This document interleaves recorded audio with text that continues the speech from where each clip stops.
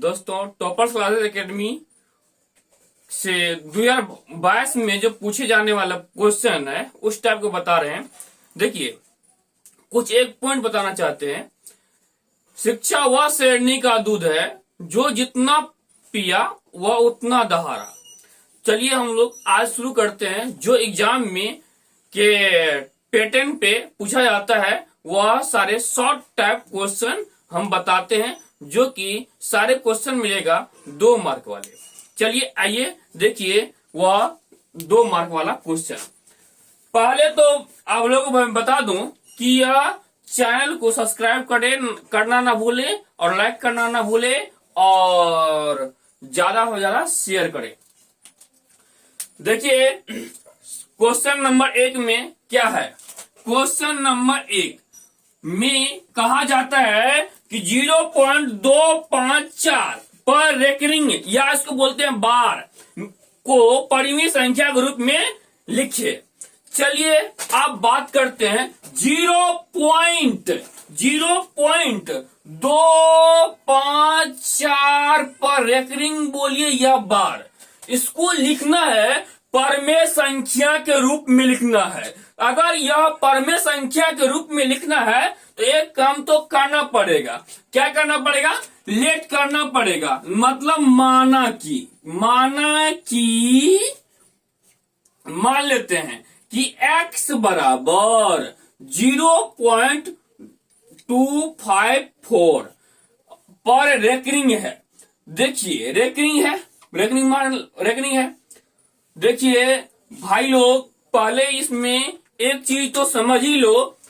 जब बार रहता है तो इसका कहने का मतलब होता है x बराबर 0.254 मतलब संख्या का रिपीटेशन होता होगा। जब संख्या का रिपीटेशन होने लगता है तो वह लग जाता है बार, मतलब रेकरिंग लग जाता है।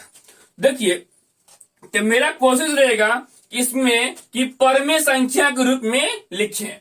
चलिए दोस्तों, इसमें क्या कीजिए, दोनों तरफ 10 से गुना कीजिए। लिखते हैं दोनों तरफ 10 से गुना करने पर 10 से गुना करने पर क्या होगा कि 10 गुना x करेंगे बराबर 0. ज्यादा मत लो, कोई बात नहीं, थोड़ा कम ही लेते हैं 0.254। ठीक है, इसमें 10 से मल्टीपल कीजिए। 10 से मल्टीपल 10 गुना x क्या होता है? 10x। 10 से गुना करने का मतलब हुआ 1 दशमलव पीछे।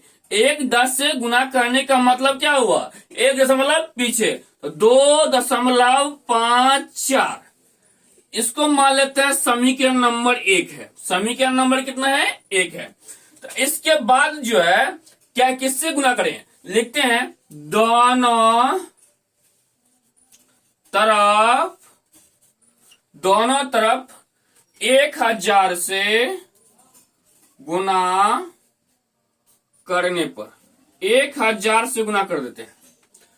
देखिए 1 2 3 संख्या तो 3 रसगुल्ला से गुना करना है, तो गुना कीजिए। तो इसमें गुना करेंगे क्या हो जाएगा? 1000x हो जाएगा। कितना हो जाएगा? 1000x बराबर, अगर 2 पॉइंट कितना इधर नहीं 0 पॉइंट है, 0.254 मल्टीपल 1000 से मल्टीपल करेंगे तो कितना हो जाएगा? 1000 से मल्टीपल करे तो 1000x, यहाँ 3 रसगुल्ला है तो ये 3 अंक के बाद दशमलव भी है तो यह दशमलव उड़ जाएगा। तो कितना होगा? 254। समीकरण नंबर मान लेते हैं, समीकरण नंबर 2 है। देखिए समीकरण 2 ज्यादा है और 1 क्या है? कम है। तो समीकरण 2 में से 1 को घटा लीजिए। समीकरण लिखते हैं, समीकरण 2 में से समीकरण 1 को घटाने पर, समझे बच्चों? देखिए समीकरण 2 क्या है? LHS को घटा लेते हैं, RHS को RHS के साथ घटा लेते हैं। तो 1000 x माइनस 10x बराबर पहले कितना 254 माइनस दशमलव के बाद संख्या छोड़ दीजिए, 2 ले लीजिए। 1000 में से 10 गया तो हो जाएगा 990 x हो जाएगा। यहां 2 घटाएंगे 252, 2 से कितना आएगा 52 आएगा। ये सारे संख्या मल्टीपल में मतलब गुना में है, उधर कौन सी में जाएगा भागा में जाएगा। x बराबर 252 बटे 990। अब इसको काटते हैं, इसको काटेंगे तो कितना हो जाएगा, इसको काटते हैं तो 2 से काटते हैं एक बार, 2 एक 2, 2 दूना 4, 1 6 दूना 12, 2 से 4 दूना 8, 1 8 19, 9 दूना 18 और 9 दूना 18 एक आया 5। अब किससे कटेगा, अब कटेगा किससे, और कटेगा क्या, और कटेगा, अब कटेगा देख लेते हैं। 3 से कटेगा क्या, 3 से तो ऊपर वाला कट जाएगा, नीचे वाला 3 का 3, 1 3 5 15, 3 से 18 कट जाएगा। 3 से काटते हैं, 3 चौके 12, 3 दूना 6, 3 से 3 एक 3, 1 19, 3 6 18, 1 3 5 15। अब कटेगा क्या, कट जाएगा एक बार 3 से, फिर कटेगा 3 से काटते हैं तो 3 का 3, अब आया कितना दोबारा तो 3 चौका 12, फिर काटते 3 से, 3 5 15, 3 5 15, 1 3 5 15।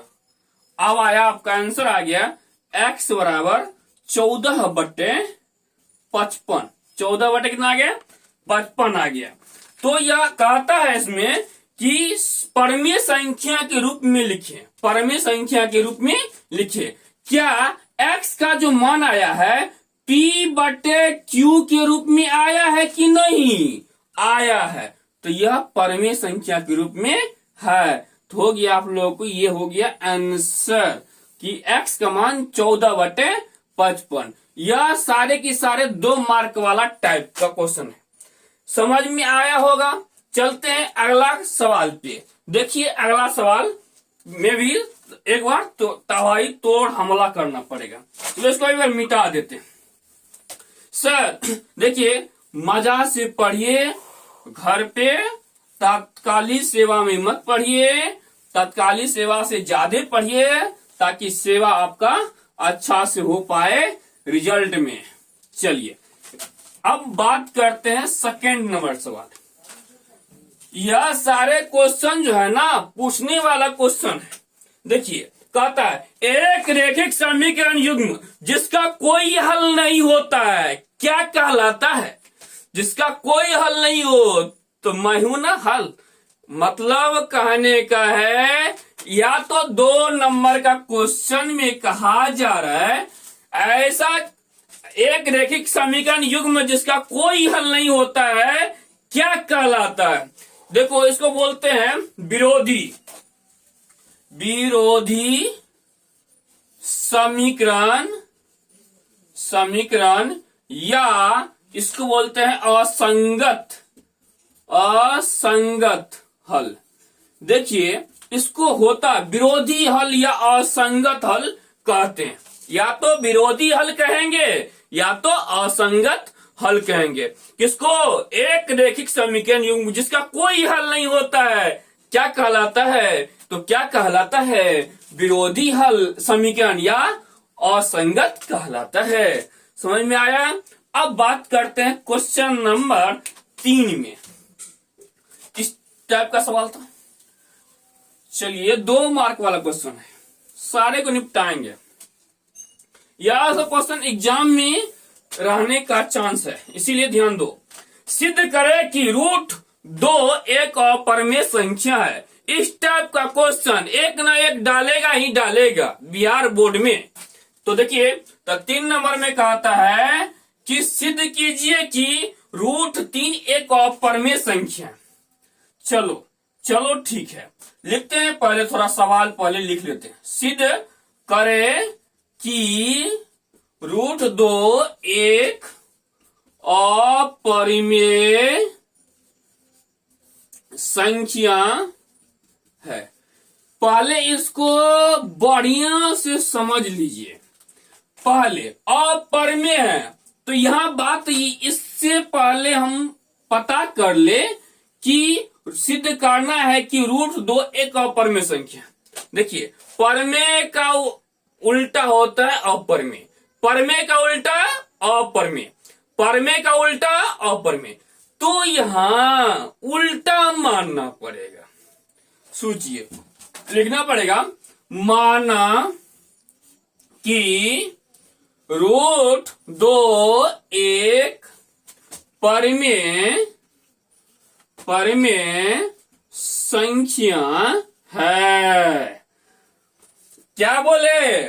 जैसे यह कहे अपरिमेय संख्या, इसका मान लेना है उल्टा। और नहीं समझ में आया तो अ को बंद करके देखो क्या बचा हुआ है, परिमेय, तो मान लेना है परिमेय संख्या। देखिए, √2 बराबर लिख सकते हैं हम परिमेय संख्या, लिख सकते हैं या नहीं बोलिए जरा। हाँ, लिख सकते हैं सर। तो ठीक है सर, देखिए, √2 बराबर परिमेय संख्या लिखते हैं। √2 बराबर परिमेय संख्या को क्या बोलते हैं? P/Q के रूप में। परिमेय संख्या को बोल सकते हैं कि P/Q है। चलिए, बट्टा ए रहेगा, इसको बोलते हैं क्रॉस मल्टीप्लिकेशन करते हैं। P गुना 1 तो P, इससे गुना करेंगे तो √2 और Q आएगा। देखिए, समीकरण नंबर 1 सीधा काम करते हैं, रूट हट जाएगा तो हम कह सकते हैं कि अपरिमेय संख्या नहीं बल्कि परिमेय संख्या होगा। चलिए बात करते हैं। देखिए, एक काम कर लो, दोनों तरफ वर्ग करने पर, वर्ग करते हैं क्या होता है, तो P का भी होगा स्क्वायर बराबर √2 का, Q का भी क्या होगा, स्क्वायर होगा। चलिए, यहां हो गया P² बराबर 2 दो, यहाँ रूट के साथ स्क्वायर खत्म 2, और यहां हो गया Q²। देखिए, क्या यह संख्या ऐसे करने पर समाप्त होने वाला नहीं है? यह संख्या समाप्त नहीं होने वाला है। तो क्या करें? कुछ नहीं कीजिए, पहले यहां कह दीजिए, इसको और आगे हल कीजिए। हल होते रहेगा। यह कभी समाप्त होने वाला प्रोसेस नहीं है। अगर समाप्त प्रोसेस नहीं हो तो अपना ही भलाई है, टांग खींच लेंगे पीछे। मतलब लिखेंगे, अतः मेरा माना हुआ क्या है, गलत है। इसीलिए √2 एक अपरिमेय संख्या है। क्योंकि इसके आगे हम हल नहीं करते रहेंगे बाबू, तब भी इसका हल पूर्णतः समाप्त नहीं हो पाएगा। समझ में आ गया होगा। अब बात करते हैं, एक जबरदस्त सवाल है 4 नंबर का। चलिए इसको मिटा देते हैं। चलो, क्या कहते हैं, यह सवाल तो बन ही गया होगा और यह समझ में आ ही गया होगा। तो एक तो बात जरूर बनता है, लाइक का बटन तो दबा ही दो।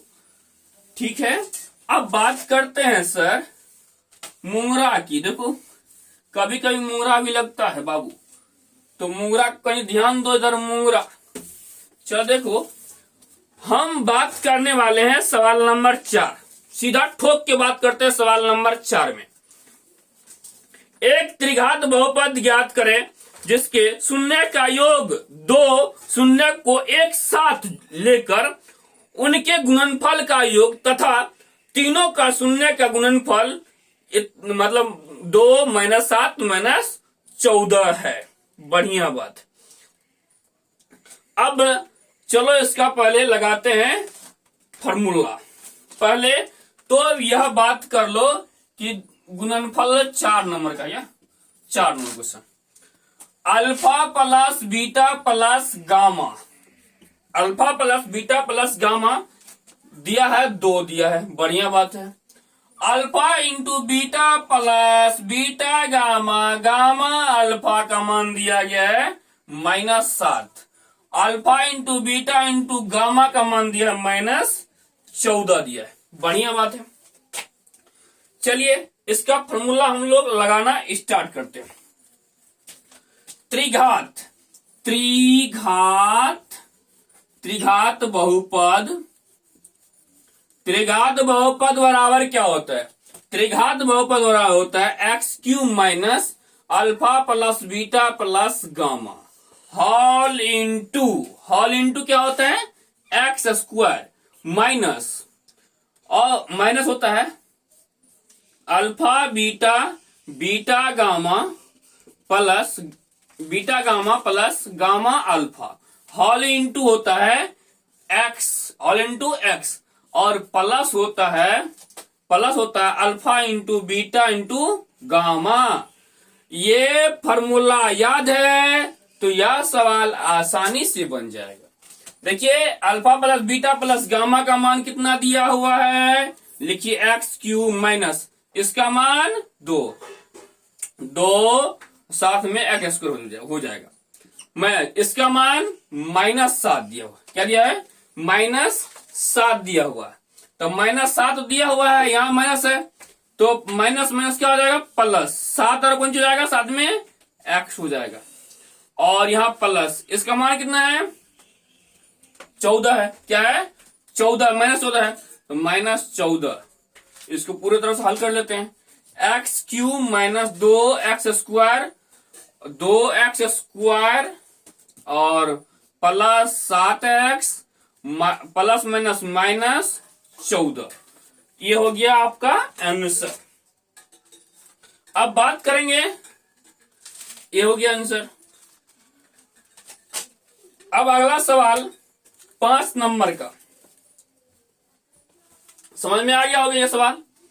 चलिए इसको मिटा देते हैं।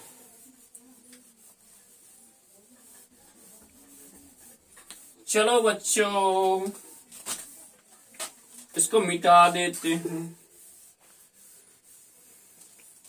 चलो अब बात करते हैं क्वेश्चन नंबर 5। क्वेश्चन नंबर 5 में p के किस मान के लिए रैखिक समीकरण युग्म का अद्वितीय हल है? वाह, अद्वितीय हल है, चलो बढ़िया बात है।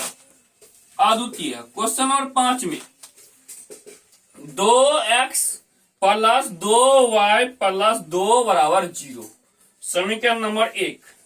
दूसरा है 4x प्लस py और प्लस 8 बराबर 0, समीकरण नंबर 2। किस मान के लिए यह अद्वितीय हल है? पहले अद्वितीय हल का कंडीशन क्या होता है, पहले इसके बारे में बात कर लो। अद्वितीय हल, अद्वितीय हल, अद्वितीय हल का शर्त जो होता है, शर्त पहले पता कर लो। अद्वितीय हल वाला होता है A1 बटे A2 not equal to B1 बटे B2। अद्वितीय को ही बोलते हैं प्रतिच्छेदी। प्रतिच्छेदी जो बोले तो ये बात A1 बटे A2 not equal to B1 बटे B2 का है। अब यह शर्त को लागू करते हुए P का वैल्यू निकालना है। चलो पहला समीकरण में जो भी मान होगा A1 कहलाएगा, B1 कहलाएगा, C1 कहलाएगा। दूसरा समीकरण का मान जो भी होगा वह A2 कहलाएगा, B2 कहलाएगा और C2 कहलाएगा। A1 का मान पहले समीकरण में देखो 2 है, फिर B1 वायु गुणांक है 2 हो जाएगा, C 2 हो जाएगा। अब बात करते हैं A2 मान कितना है? 4, लिखो 4। B2 का मान कितना है? P, C 8। अब लगाएंगे शर्त लगाते हैं, ध्यान दो, शर्त लगाएंगे A1 बटे A2 not equal to B1 बटे B2, ठीक है। चलो A1 का मान 2 है, बढ़िया बात है 2 है।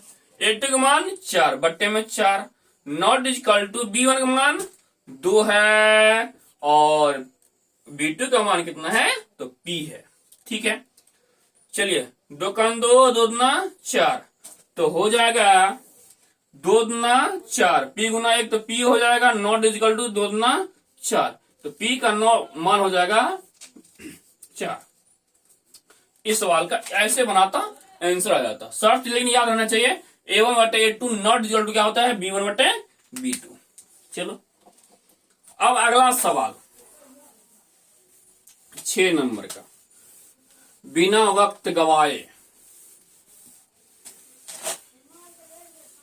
बिना वक्त गवाए, चलो बिना वक्त गवाए रोटी फाड़ते हैं। चलो अब अगला सवाल है 6 नंबर का सवाल लिया, सब 2 मार्क वाला क्वेश्चन है। द्विघात समीकरण 7x² माइनस 7x प्लस 6 का विवेचक ज्ञात करना है। तो विवेचक कैसे ज्ञात करते हैं, आइए मेरे साथ, विवेचक निकालना है। विवेचक निकालना है। व्हाट, कहीं देर रुक जाओ बाबू। पहले समीकरण क्या है, 2x² minus 7x plus 6 equal to 0 है। विवेचक निकालना है, विवेचक मतलब होता है डी। चलो बात करते हैं। पहले a बराबर x² का गुणांक क्या है 2, तो 2 हो गया। x का गुणांक क्या है तो वह b होगा -7, और c जो नियत पद है c हो गया। उसके बाद होता है डी को बोलते हैं विवेचक। विवेचक बराबर होता है formula B² minus 4AC। B का मान -7 का हो गया होल स्क्वायर, -4 गुना ए का मान 2, सी का मान 6, लिखो 6। 7 का स्क्वायर -7 का स्क्वायर हो जाता है 7 7 49। अब आते हैं 6 दूना 12, अब 12 जो है 48। अब घटा दो तो बचेगा 1, तो डी का मान कितना आया 1, डी का मान 1 आया। ठीक है, चलिए दोस्तों, वीडियो अच्छा लगा हो तो लाइक कीजिए, दबा के शेयर मारिए, चलिए सब्सक्राइब भी कीजिए। चलो विवेचक निकालना सिखा दिए। देखिए यह क्वेश्चन पूछने वाला टाइप है। अभी से लेकर आज से बचा हुआ समय 100 दिन बचा हुआ है एग्जाम का, समथिंग 100 डेज बचा हुआ शेष समय है, और यह 100 दिन में आप लोग को वैसे ही वीडियो मिलेगा जो एग्जाम में पूछा जाता है। ठीक है, चलिए क्वेश्चन नंबर 7, बढ़िया बात। 7 नंबर में सब चैप्टर लिए हैं क्वेश्चन। एपी में प्रथम 22 पदों का योग ज्ञात करें। 22 पदों का योग ज्ञात करना है। चलिए एपी में दिया है 8 3 -2 डॉट डॉट, और पद मतलब होता है एन का मान कितना दिया है 22। ठीक है, और ए बराबर पहले वाला वर्ड जो होगा ना ए होगा, 8 हो जाएगा। और डी निकालते हैं, डी मतलब होता है सार्वंतर। कभी कभी ऑप्शन में पूछेगा सार्वंतर निकालने के लिए, तो सीख लीजिए A2 माइनस A1। A2 का मान मेरे पास कितना है, A2 का मान ये होता है A1, ये होता है A2, ये हो गया 3। A2 का मान 3 माइनस A1 8, घटाएंगे तो -5 आएगा डी का मान। तो क्या कहता है 22 पदों का योग। चलो ठीक है, 22 पदों का योग, 22 पदों का योग निकालते हैं। 22 पदों का योग निकालना है, तो S22 SN का formula N/2 into 2A plus N-1 into D. समझ में आया, ये है गुस्सा का फॉर्मूला। मतलब एसन का, एसन होता है योग निकालने के लिए। एसन क्या होता है, योग निकालने के लिए होता है। n का मान 22 है, लिखो 22 बटे 2, तो लिख दो 2 इंटू 2 गुना a का मान है 8, लिख दो 8 प्लस n का मान 22 में से 1 घटा देंगे और d का मान -5, लिख दो -5। अब हल कीजिए, 11 दूना 22, 11, 8 दूना 16 प्लस घटाएंगे 21 गुना -5, ठीक है। अब कीजिए 21 इंटू 16 प्लस प्लस गुना माइनस, तो माइनस लिख देते एक बार, प्लस गुना माइनस तो माइनस, ठीक है। अब आता है माइनस, 5 एकान 5, 5 गुना 10, सही है क्या? सही है। देखो 11 इंटू घटाते हैं तो यहाँ 1 लेंगे तो 15, 6, 9, ठीक है 9 आया, यहाँ 9 बचा गया तो 8 बचा माइनस में, ठीक है। गुना कर दो, 11 9 99, 11 9 99 बचा बाकी 9 और 11 88, 88 में 8 जोड़ देते हैं तो क्या हो जाता है, 88 में अगर 88 में 9 जोड़ना है ना तो 2 देंगे तो 90 हो जाएगा, 90 साथ 97 हो जाएगा, ठीक है। 97 माइनस 97 ये हो गया आपका आंसर, ठीक है। चलो लिख लिया होगा, लिख लिया ना, एक बार स्क्रीनशॉट ले लें, ले लिया स्क्रीनशॉट, ले रहे हो, इसका भी ले लो बढ़िया से, इधर से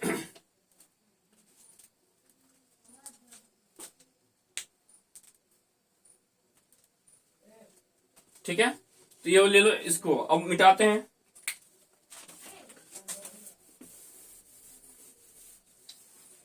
ये हो गया एसन का,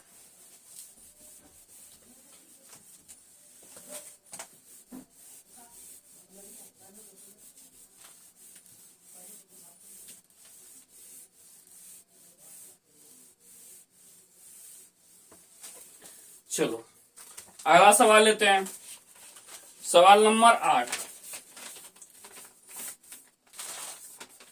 देखिए एपी में 50 गो पद है, एपी में कितना पद है, 50 गो पद है, जिसका तीसरा पद जो है ना 12 है, जिसका तीसरा पद कितना है 12 है और अंतिम पद 106 है, मतलब अंतिम वाला पद कितना है 106 है, तो इसका 29वां पद याद करना है, इसका निकलना कौन सा पद है 29वां पद है। चलिए आइए देखिए यह वीडियो